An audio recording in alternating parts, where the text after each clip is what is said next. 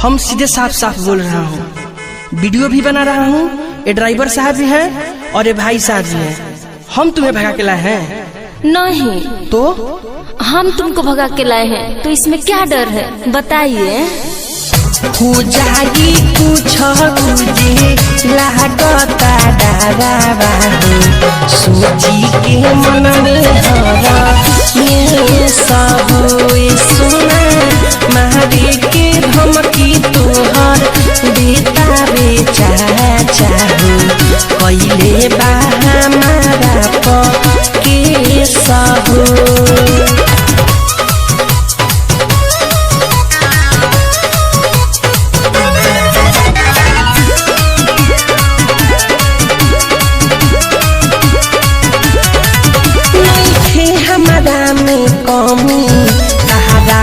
सबके बतावे के पड़ी, जवन होई हम देखे तोहरो का साथ निभावे के पड़े।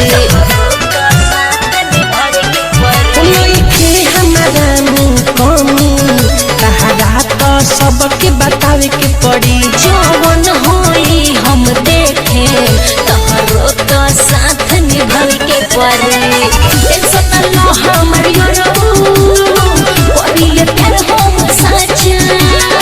जे भी पीछा हमरा पहरी देह बिगड़ सब ढांचा।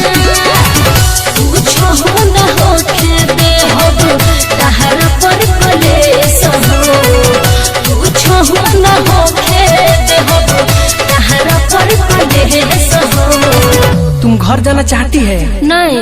हम तुम पे दबाव नहीं दे रहे हैं, तुम्हारे चाचा अपहरण का केस करने जा रहा है। तो करने दीजिए ना, हम भी उल्टा में कर देंगे। हो जाएगी कुछ मुझे लागता डरावा हो, सोची के मन में हरा ये सब सुना मारे के धमकी तोहर बेटा बेचा चाहो कैले बा हमारा के सब।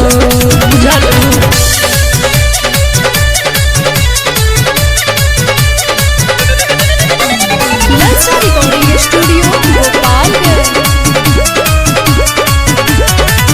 आगे से पहले निहा जितना हम तो समझैले बानी, कुमार सोलन टेंशन तोहरा के हम तो भगैले बानी।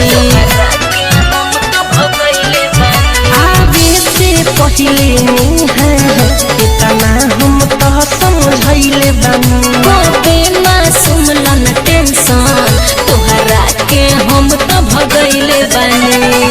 छोड़ब नहीं को साथ, चाहे तू वीडियो बना लो विकास यादव के सोझा हमरा के क्रिया खियालो। सोचल मन में अपना कुछ हो विशेष हो, सोचल मन में अपना कुछ हो विशेष हो।